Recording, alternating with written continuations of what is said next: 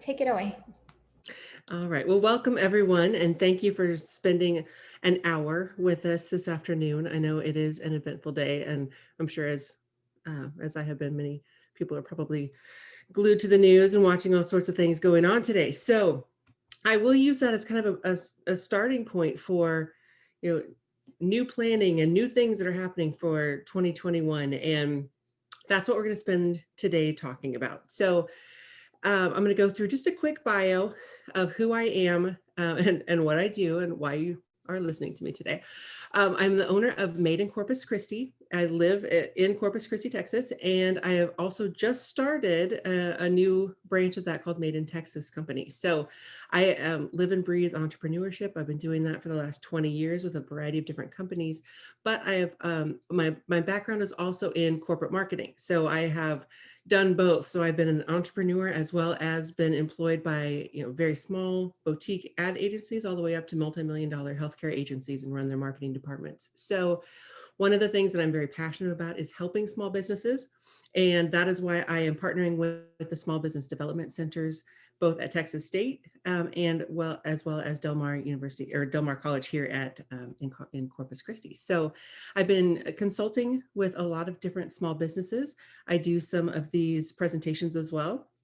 And I also am the president and the founder of the Women's Entrepreneur Society here in Corpus Christi that was started in 2017. So this is probably one of my favorite topics, and the thing that I like to do most is speak about marketing and help other small businesses kind of get to the next level and see what we can do to help propel everyone forward. I think that's really important as a community to keep moving everyone forward, especially in this time. So that's what we'll spend the next hour talking about today. So creating your 2021 marketing plan, it should be better than last year. We're really going to hope for that at this point. And while we can hope for it, we know that there are a lot of things that we're taking with us into 2021 from last year. So, the knowledge and being able to sit down and spend some time planning for your business will help. Whether the plans change, whether we have to veer off like we did last year, it really will at least help set your set your intentions and help set your goals for the year. So my hope is that we can give you some takeaways to start getting that ready in this month for the rest of the year. So the first thing, what is a marketing plan? It's not near as daunting as people sometimes think it is, but really it's a document that outlines your marketing strategy for the coming year, quarter, or month. That's really, if you are someone who breaks things down and you only need it in very small increments, let's do month and then quarter and then year. But really that's just something that helps, plan out your strategy for your marketing and everything that you'll be doing for the near or far future. So the first one is, and I'm going to take you through about 7 different steps, things that you can do. So the first one is to really do your research. So research is the backbone of your marketing plan, and it's the work that you do up front that will help guide you through the entire process. So even though it's probably the least sexy part of marketing and the business part of things, the marketing process, it really is one of the most important parts. So we're going to dive right in here with your SWOT analysis. So anyone who's probably heard about that, this is really what it is just breaking things down into your business's strengths, weaknesses, opportunities, and threats. Okay, so you really want to conduct a situational analysis. That's what we're talking about here. So you want to think about things before you get started on that plan. You want to know where you stand in your own marketplace. So what are those strengths, weaknesses, opportunities, and threats? And there's a couple different ways that you can write it down. It doesn't have to be in a box like the one on the right, but you can do it if you'd like to do it that way. It can be a list, and I've listed out a few different things here on the left of things for you to think about when you're creating that analysis. You really want to sit down and build that first before you start tackling the actual marketing plan. And then really you should also have an understanding of your current market. So how do you compare to your competitors? So we'll be doing a competitor analysis, which we'll talk about here shortly. And that should help with this portion of the process here. So we're going to talk about who you are as your business. You really want to give a general overview of the business. And you also want to provide a general overview of your operations. So as well as your internal and your external environment. So what does that look like? How long have you been up and running? What's your business structure? Are you an LLC? Are you a partnership? Do you conduct business online through a storefront or both?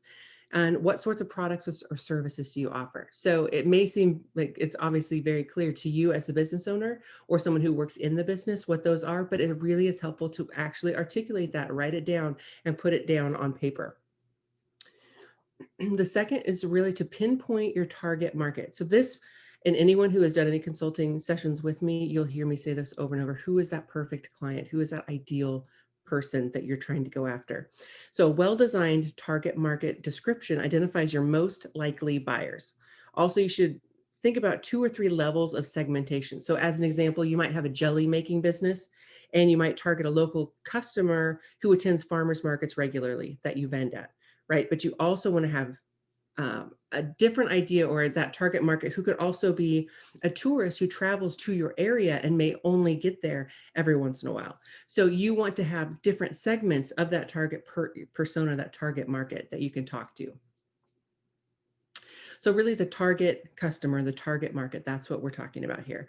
So I'm sure you've heard the term if you have done any sort of, if you're a business owner or a marketing person who has done any research on your own, it's really what all of the marketers or businesses as a whole use to come up with your marketing strategies that work. So for this section of the plan, you really want to list out anything and everything you know about your ideal customer. So that includes basic demographic information, so gender, age, family, that kind of thing.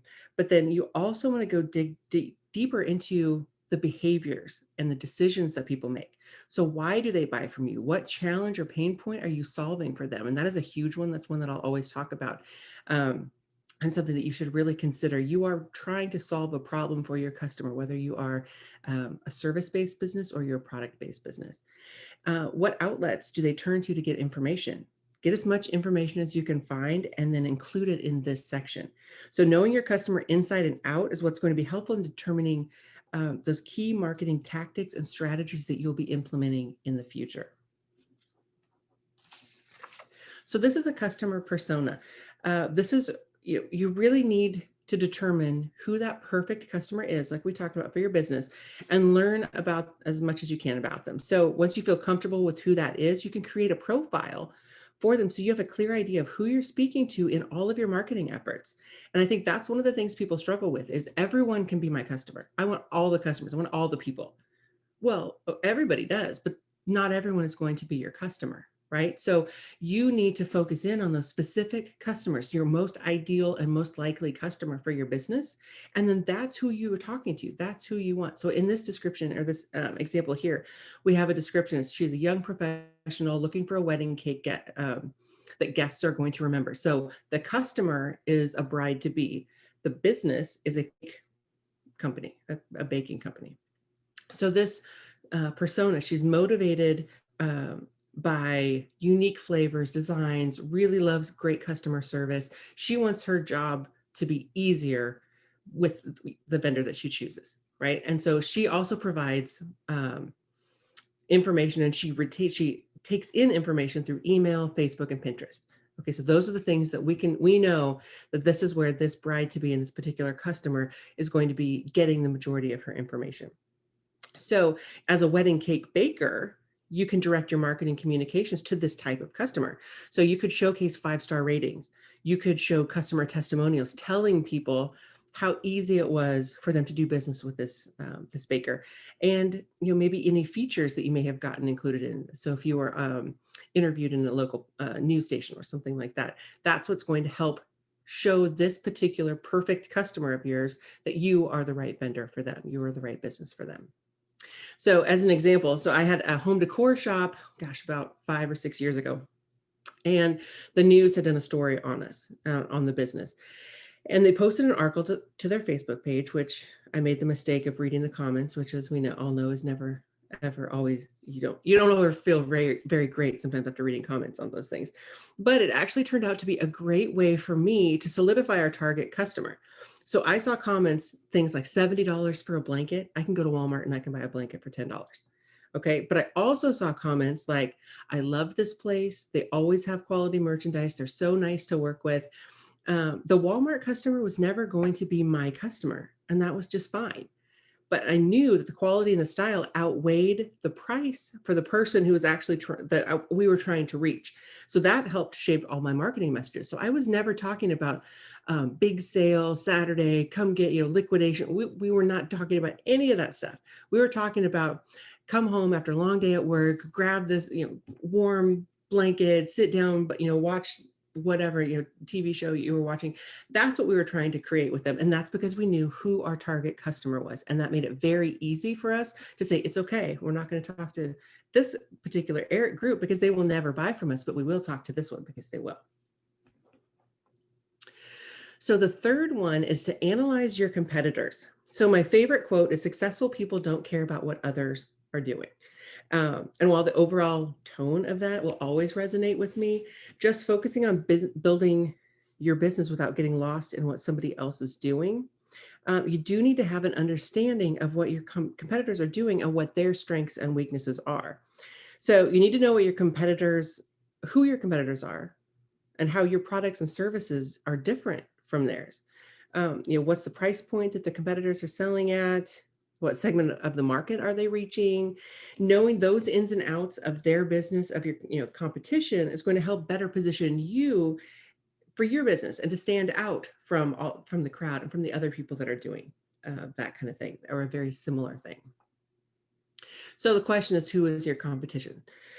Chances are there are already companies that are doing something very similar, if not the same, as what you were doing in your market, which means you're going to need to work that much harder to stand out.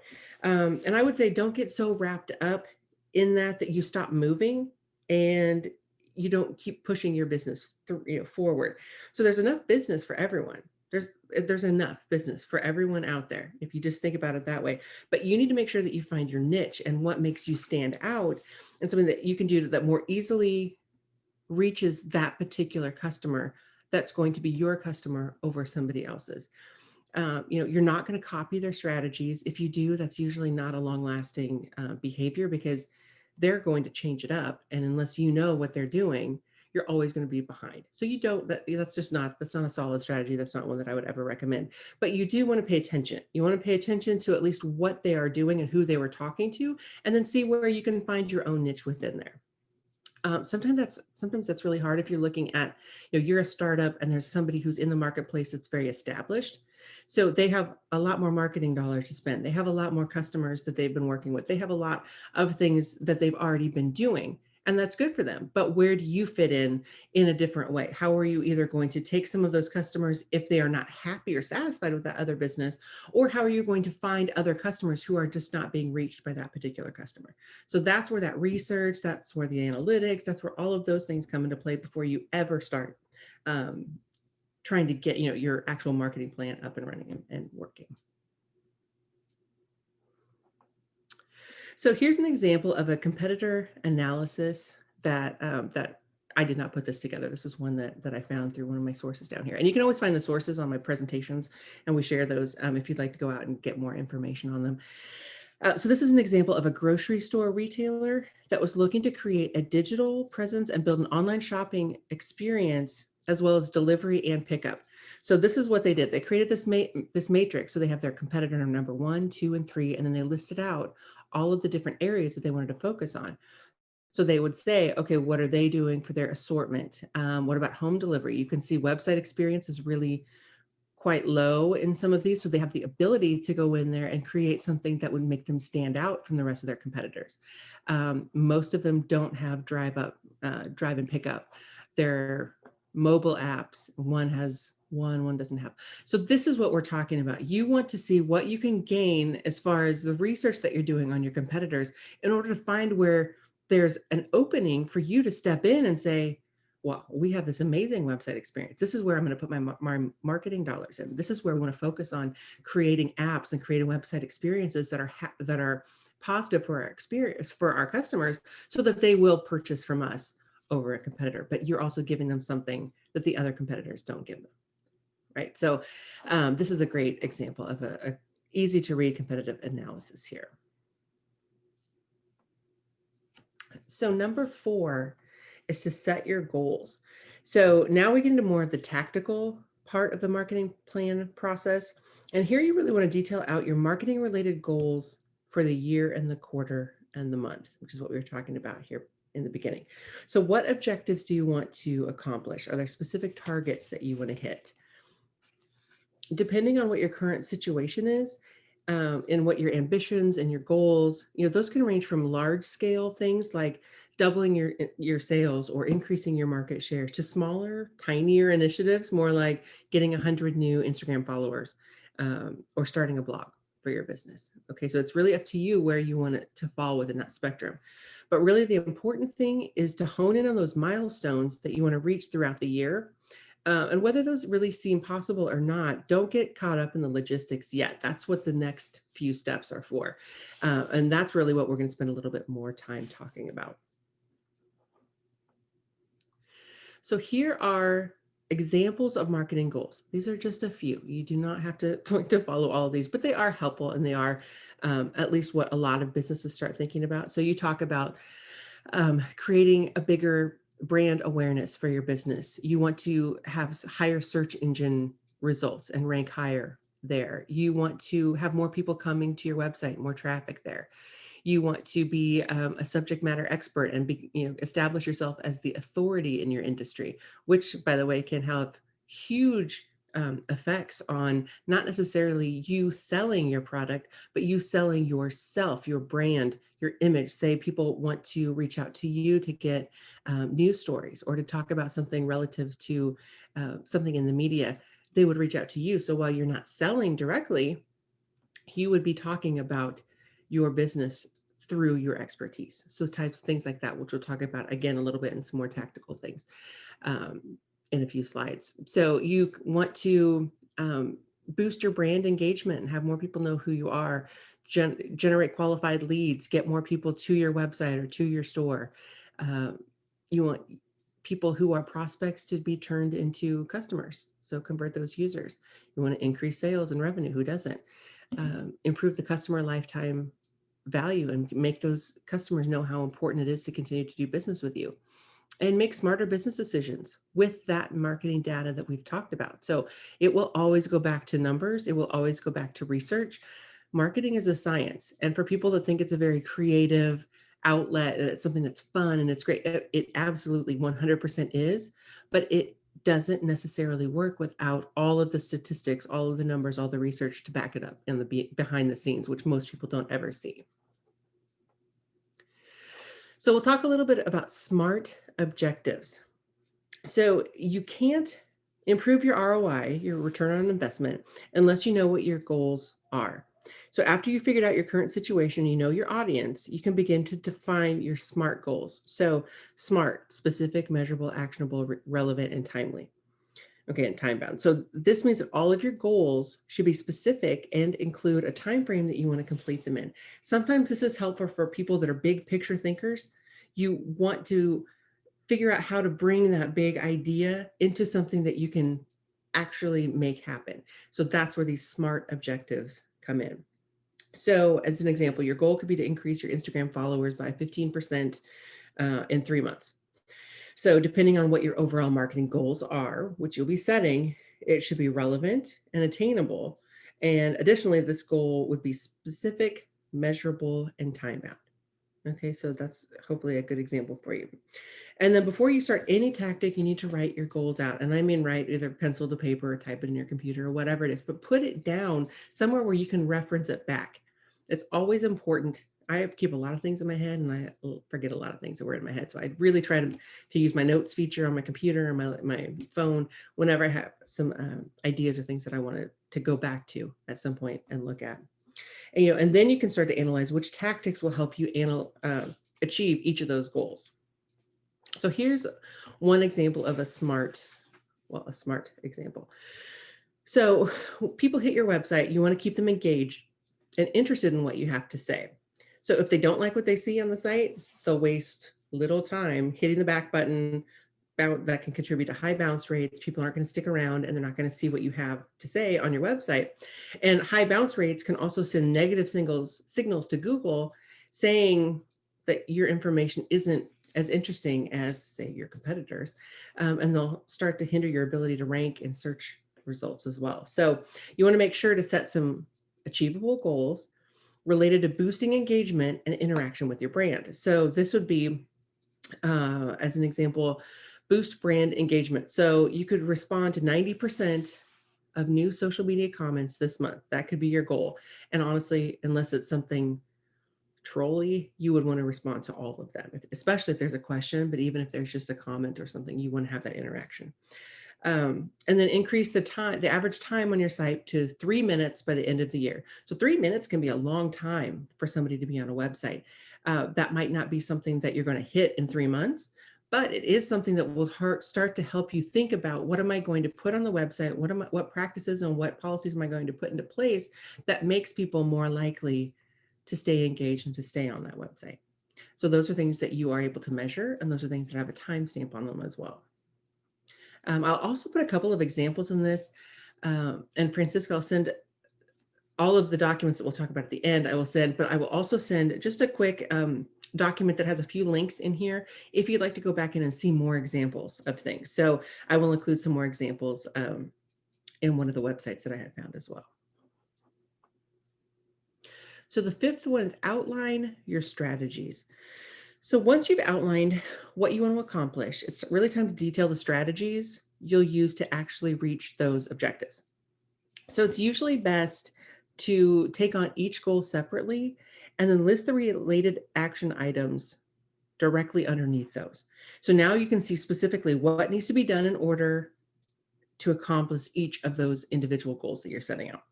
So it's also a good way to see whether or not the goals seem realistic, which is what we were talking about on the last slide, or if they need some adjusting.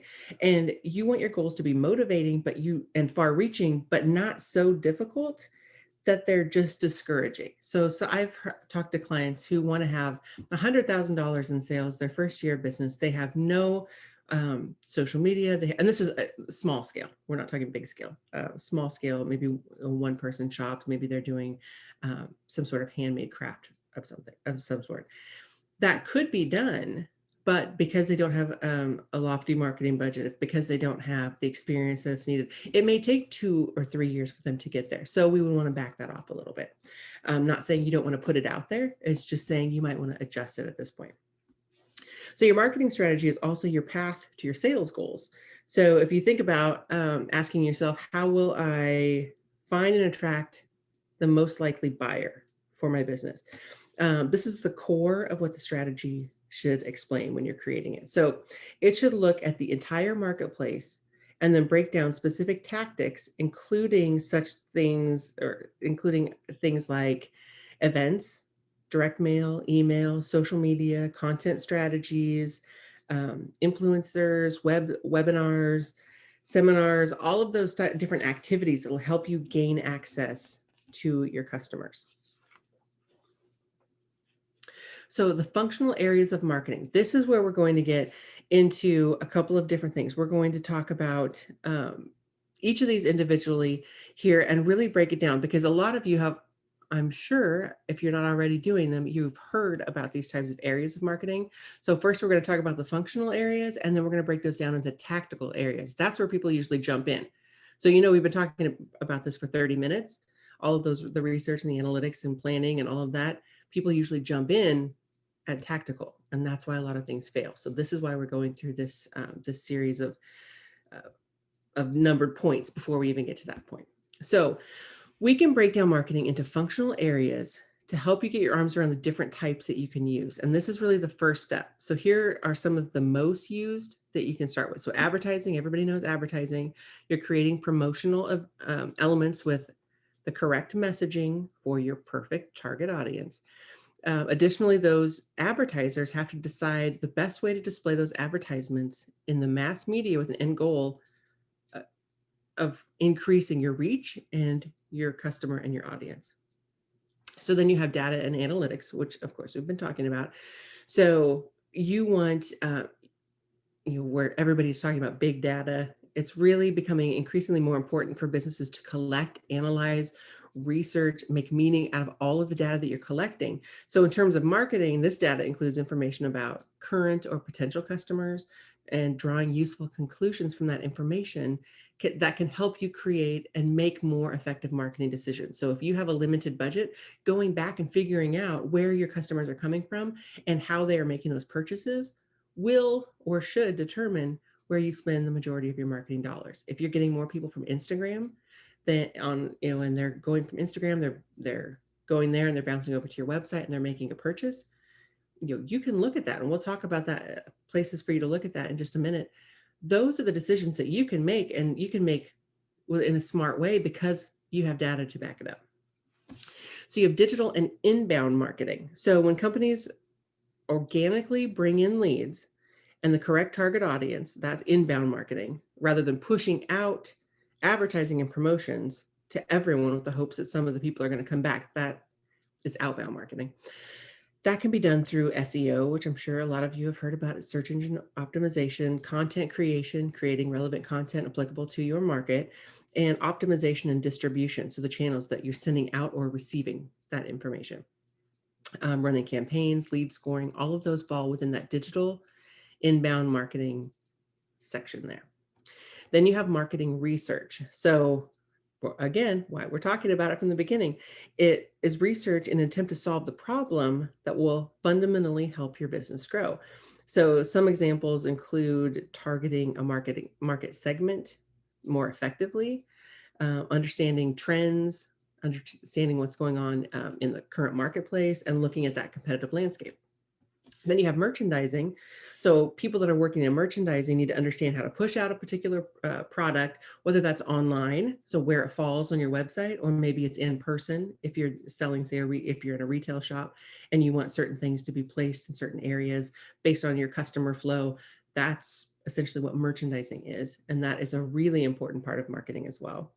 And then you have product marketing. So product marketers are people who their goal is just to focus on marketing a specific product or series of products.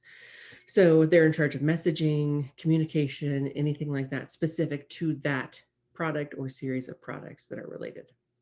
And then sales. So this subject area includes the efforts needed to effectively convert prospects into customers, or you're going to your current customer base and you're mining through there and you're finding out where they can purchase additional things. So sales and marketing they walk hand in hand, or run hand in hand really all the time. So people sometimes separate the two. I have worked with separate sales departments, and I've also been a part of marketing and sales teams that work together. The ones that work together usually are the best because they're seeing what their goals are, what they need to do, and they're working with the marketing teams to strategize. When you are a small business owner, you are the team for the most part, unless you have a few people that are working for you. So that all needs to be worked out together. And that's why sales, of course, is such an important integral part of that. So the tactical areas of marketing, this is what I was talking about. This is where people sometimes jump into before they go through any of those other 5 sections that we've already talked about. So once you have those strategies mapped out, you can see where your energy should be best spent within these within the functional areas, and then you can work on the tactical areas of marketing. So like I said, this is where people usually get tripped up. They jump into this stage, and they haven't done the last 4 or 5 steps, whatever it is. And that's why, say, your social media accounts might be floundering or your website isn't driving traffic. The research drives the tactical practices. So if you don't have the research to back it up, you're just kind of throwing stuff at the wall and hope that it sticks. And that's not a good use of your time, energy, or money at this point. So here are some of the main areas, not all, that you could look at as potential marketing tools based on the information you've discovered about your business. So you've got print collateral with your brochures, sell sheets, anything tactile, anything that you can hand out to people. Social, of course, Facebook, Instagram, LinkedIn, TikTok, you name it, anything social in the social realm. Digital, so website, e-commerce, webinars, email. Environmental, so billboards, store signage, bus benches, those all still have a place and a role in advertising and marketing. Content is huge, and sometimes I would put that top of the list because any of the content that you're creating is ultimately going to be used in all of these areas. So I would say creating a content plan is probably even more important than creating anything else, because if you have a beautifully designed brochure that has nothing good to say in it, it's going to be a waste of your money. So content really is king in a lot of these areas. And then of course, events, which virtual or in person when we can, marketing, markets, trade shows, those types of things, and video. Video is another huge way of sharing out your story as a business owner. And it doesn't have to be perfectly produced. It can be, and that's great. But if you only have, an iPhone and you're videoing customer testimonials, that's a great way to share out information in a very raw and authentic way to show people. If you ask them, why do you buy our product, in a very simplified sense, and they answer, those are the types of things, if they're answering in a heartfelt, passionate way, that you can share out. And that gives people the sense that this is somebody I would like to also do business with. So here's a strategy example. Let's use this example again, getting more followers on your business Instagram account. So here's what that could look like. Your goal could be to get at least 100 new followers on your company's Instagram account by March 31st, assuming that you're starting January 1st. So your starting number is 352. So here are some action items. This is where you could get down into the actual things you can do in order to reach that 100 new follower mark. Be more active in the space by posting at least 3 new photos every week, engage with users, comment on their photos, as well as comment on photos with similar accounts or people who their customers would be a similar customer to yours. So you're not necessarily going out and trying to pilfer clients from a competitor's Instagram page, but you might say, okay, this is a hairstylist. They might go to the coffee shop next door to this hairstylist. So you might start coordinating with the hairstyle or with the coffee shop, or you might, start communicating with people there, but it has to be authentic. You want to research the industry and community related hashtags that you can use in your own posts. Host an Instagram contest for your followers. So maybe it is going to, a coffee shop or something else, that another business that has relevance to your customers, and seeing where you can help build your following with authentic followers that also see the good that you can do for your business and for somebody else's. So it's thinking about and coordinating some different action items that you can physically do in the course of a month or a quarter that give you something to work on and work toward. So here is a budget example. We're going to talk about, I don't know if we skip through there. Yeah, set your budget.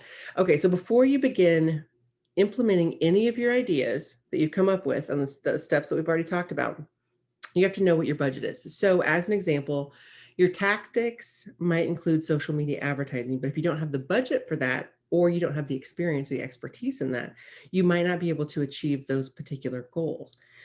So while you're writing out your tactics, be sure to note what the estimated budget would be. And you can include the time it'll take to complete each of those tactics, in addition to the assets you might need to purchase, such as ad space, if you were to do some sort of online advertising. If you don't know how much things would cost, you can, of course, reach out to your SBDC advisor. So sign up if you don't have one, and schedule time to discuss those areas and then how much those might cost. Or, you can Google it. It may not be as accurate unless you're pinpointing and you're getting down to the specific area or the specific section of your industry, but you can at least get kind of a starting, gauging point there. But make sure you don't mistake the budget element of your marketing plan with your product's price or any kind of company financials, of course, because your budget describes how much money you're setting aside for marketing purposes to pursue the initiative and the goals outlined in your elements above.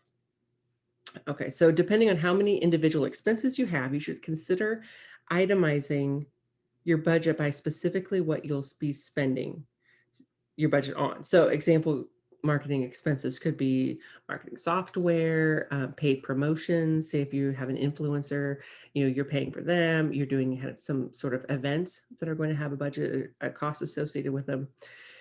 Um, if you develop a month by month schedule of what you plan on spending for marketing, that can also give you an opportunity to create red light decision points. So know for each activity, if you create a metric that tells you to stop if it's not generating a sufficient return or investment on your ROI, that kind of thing can help you too. So that's in the next slide, which I just showed you. Um, that's this. So this is a good budget example. This is one that I want to include. So everyone will get this in an email as well.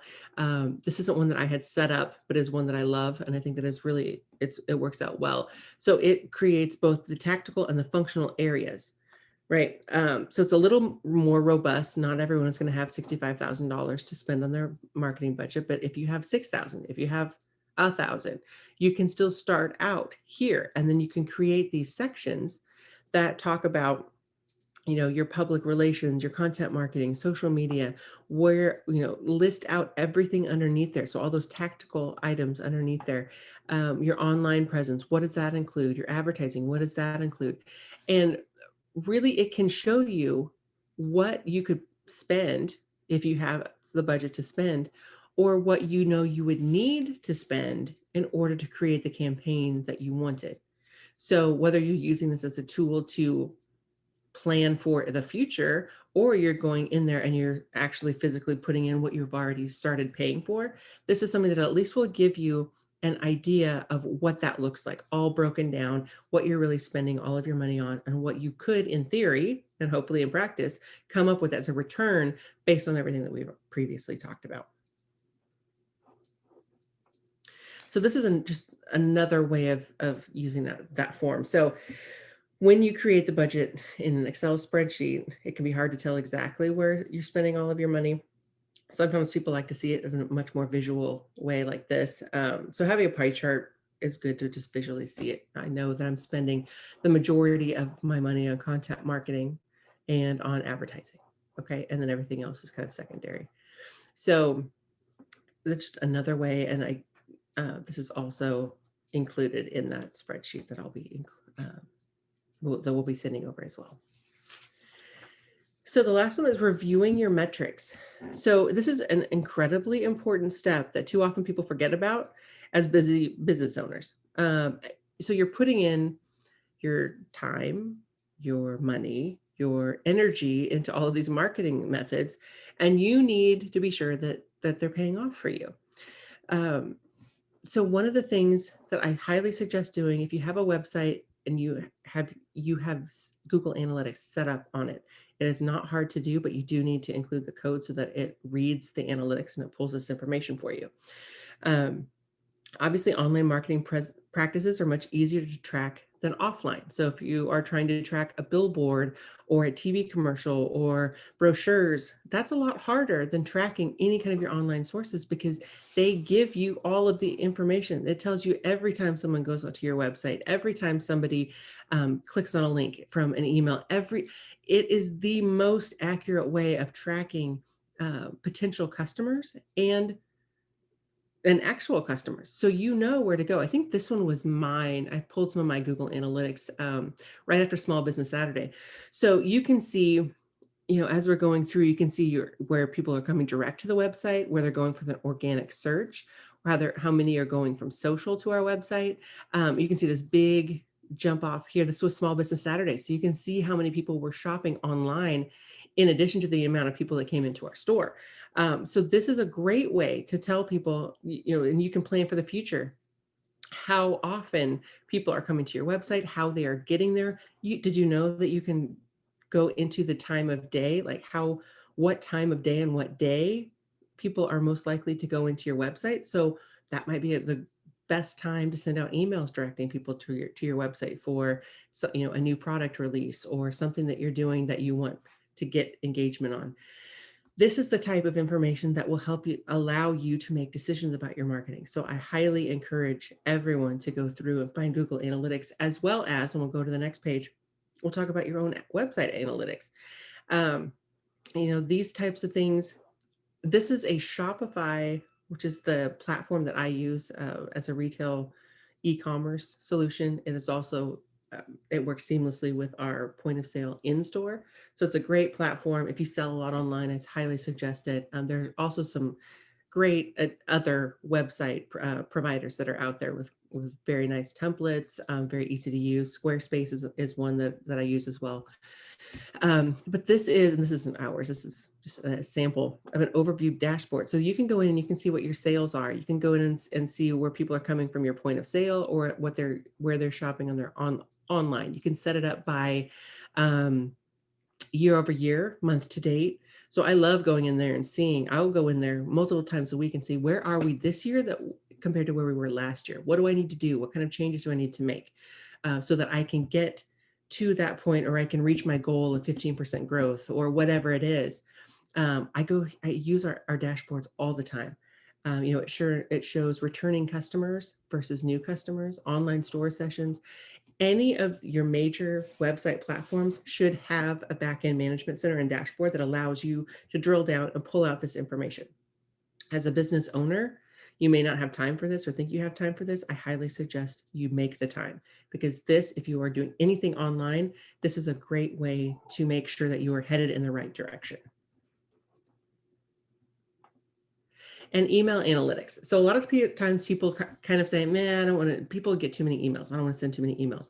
Email is still a great way to send out information about your business, and it's going to an audience that already knows you, right? Because of all the canned spam acts and all of those, you can't just be blanket sending emails to everyone.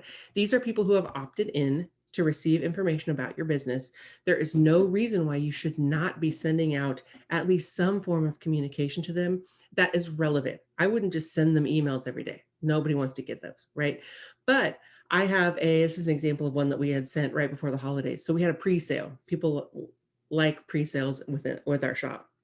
So this was what the email, I mean, you'd scroll down and you would see different images, but this is what we sent. And then the campaign overview, you can go back in and you can see how many, my total audience was a little over 1,000 successful deliveries, 99.6%. So 828 of those of our campaign, or of our attendees, 828 were delivered. And then you can see how many were open, which is 381, which is a decent amount. But the thing that's really interesting is that you can go in and see, was my messaging on target with what we had done before? So this shows you an example of what it was, in our average campaign performance, and then our peers' average performance. So we were actually down a little bit from what we had typically done and what our peers typically do. But if you see on this third column here, and I know it's a little bit hard to read, you can see that our open rates and our click-through rates were much higher. So fewer people opened it by just a couple percent, but more people actually clicked through to the links that we were sharing than what we had done in past emails, and what our peers had done. And then, of course, it's always great to see your unsubscribe rates very low. So we had 0 unsubscribes on this one comparatively. So these type of stats, again, help tell you, if I'm creating a marketing message, I want to do something that's probably a little bit different. I need to change the messaging slightly or change the visual slightly in order to bump up the number that are actually opening it. But I know that once they are in there, the click-throughs, the things that are important to them, is higher. So I want to keep doing that. So it's telling me that we're on the right path. We're doing things the right way, and we just need to know how to build upon that. So there's some great statistics that you can use. And again, these are all parts of things that are built in with the systems you're probably already paying for. And the last thing is the return on investment calculator, so ROI. Calculating ROI is sometimes a little bit daunting for people. So the return on investment, it's one of the most important metrics to determining the success of a campaign or a program that you're running in marketing. By tracking the level of return from investments in marketing, you can usually understand more easily the effectiveness of the company's marketing program.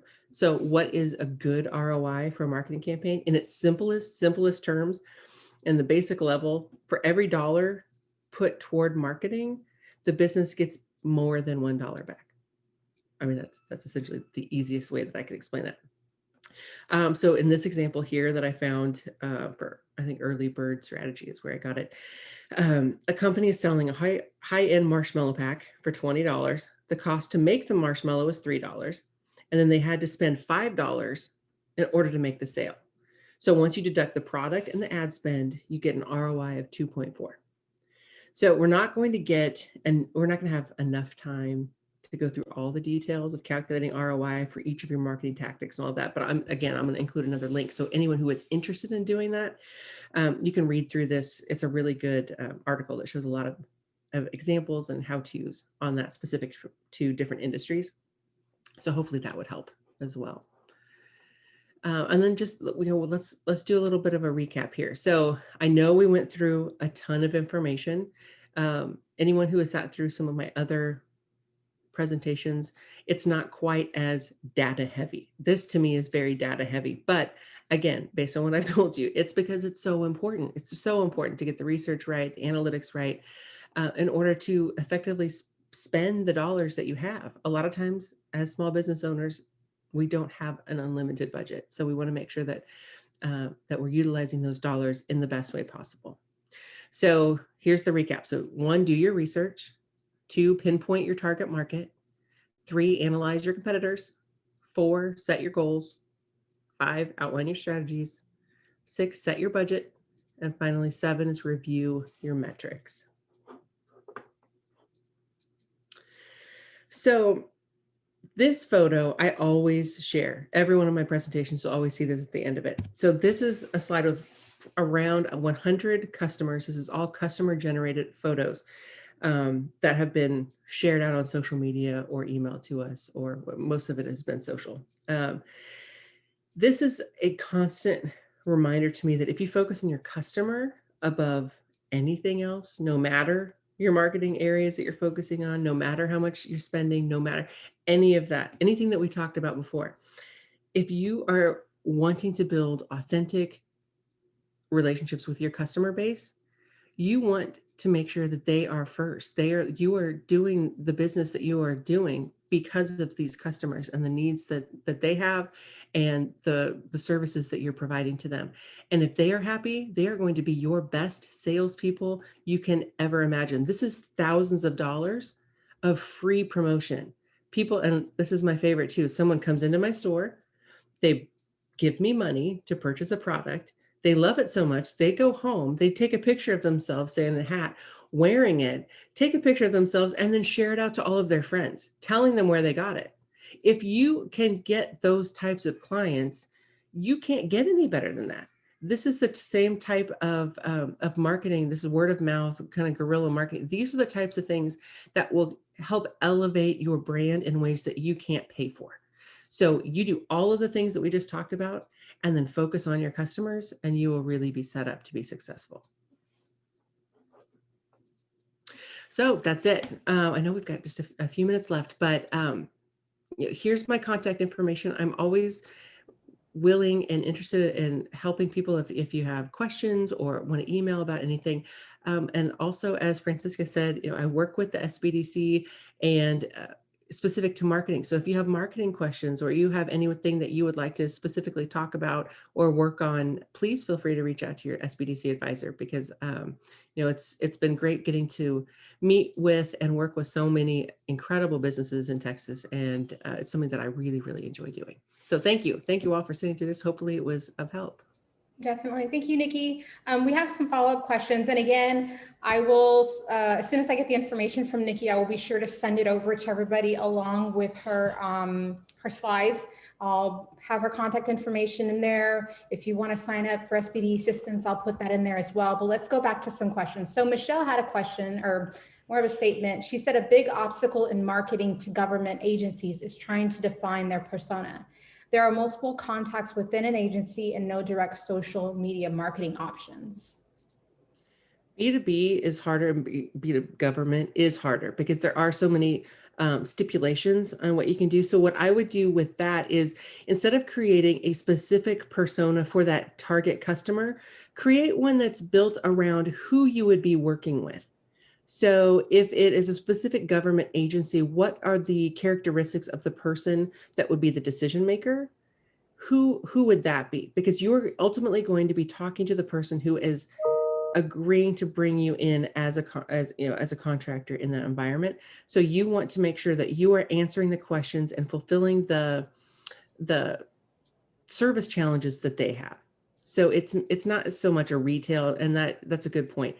For those that are doing more of a B2B type selling, you need to think about the business as a whole and what their specific pain points would be. Great. Okay. So Tammy is wondering if you could send the budget example separately. I know that it's in your slides, but do you happen to have it blown up so they can actually see it? Yes, I'm going to send the actual Excel spreadsheet. Is that what she's wanting? Yes, yes. Yes, yeah. Well, for sure. And it's editable. So what you'll see in that first page, I think there's like 4 or 5 different columns in there. The first page is an example. So you don't have to delete everything in there. That's the example that I shared. But then in the subsequent tabs, it's all empty. So you can actually fill it out and you can utilize it. It's a working document that everyone can use. Perfect. Perfect. Mhm. Okay. Kim is asking, I know, I guess depending on which one you use, she's asking if there's a cost for Google Analytics. No. For the analytics, just to hook it up to your website, no, that part is free. If you want to work with Google, or if you want to do Google advertising, there's tons of things that you can do. That would be at a cost. You can also set up your Google business account. That is also free. And that is something that I would highly suggest doing if you haven't already. So that is just another way that you can get Google juice, as the Google people talk about it. And it'll, increase your interest of your company to Google based on the fact that you're utilizing more and more of their systems in place, if that makes sense. Okay, perfect. And then we had a comment that stated your online store conversion rate is insane. And then another one, what is a good newsletter open rate? I'm interested in this as well because, we send out monthly newsletters and that open rate, it shouldn't bother me, but it does. And I'm like, what's a good rate? Because people are being bombarded. And again, we appreciate everybody for joining us today because there are so many workshops that you can determine. It's more, where do you want to spend your time at? So what do you think is a good open rate for newsletters? If it's customers, if it's people that know you, it's typically, a great one would be 20 to 25%. Sometimes, you'll see, if you think about what traditional, like postcard mailers, that return rate is somewhere in like the 2.5 to 3% rate. It might have gone up a little bit higher. So even getting 25% is a huge amount of your potential traffic. So that's a pretty good number. It depends on your industry too, but what do you guys get with the SBDC? I just did a mass deletion. We had about 12,000 contacts and I had dropped it down to about 7,600 because the open rate wasn't that high. It's about 16%. And I have a lot of people that haven't opened anything in 5 months. Why are they still sitting in there? So we'll see when I do this next newsletter, what they look like. And another question to follow up on that and get your advice from it, Nikki, is there a specific, and I guess it depends on what industry you're in, but is there a good time and date to send out that newsletter? So those are the types of things that you can look. You would have to have historical data, and you can go back in and see where you saw historically the best rates. It is different by industry. I can tell you, as an example, when I send emails out, probably around 6 or 7 o'clock p.m. Well, no, it's 7 or 8 p.m. on a Monday or Tuesday, we get the highest open rates. Okay.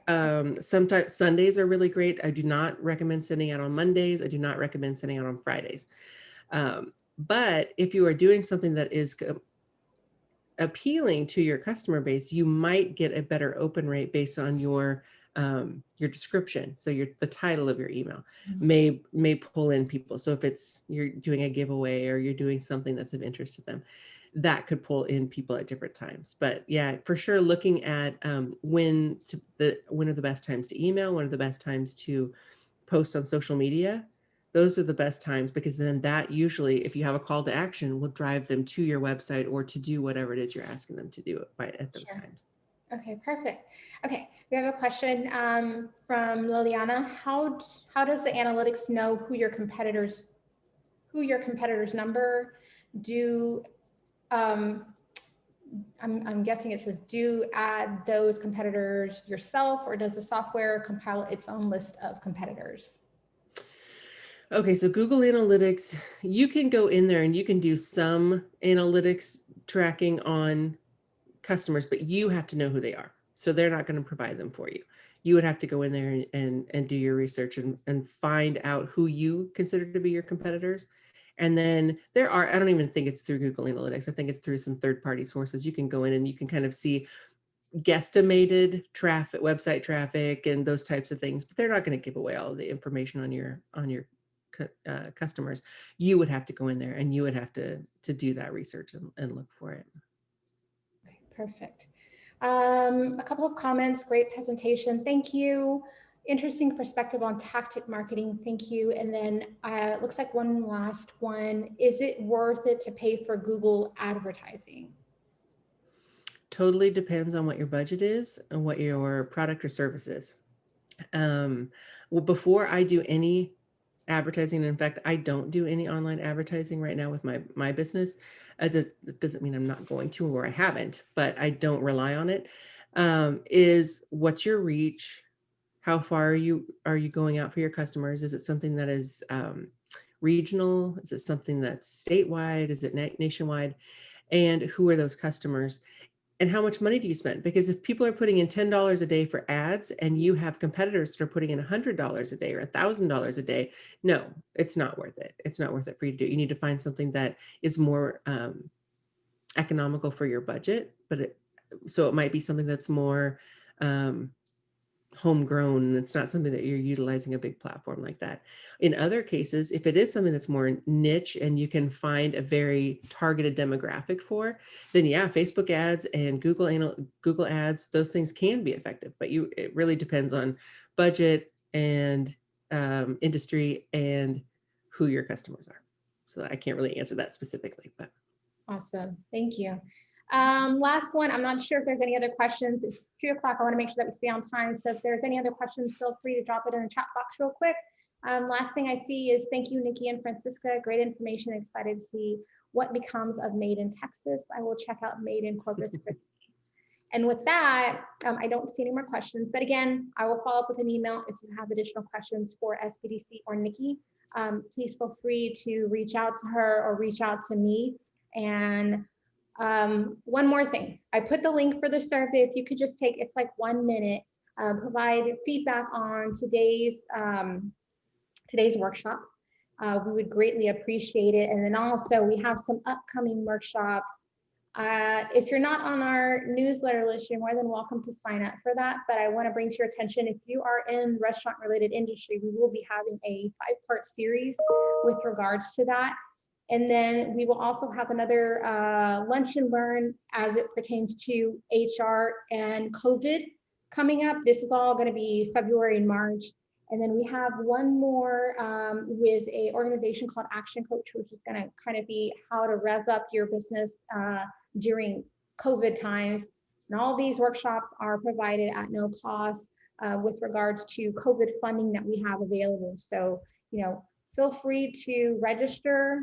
Let me drop it in real quick. But again, I will be sure to put this in the email. And again, we thank you all for joining us today. And we hope you have a great, great week.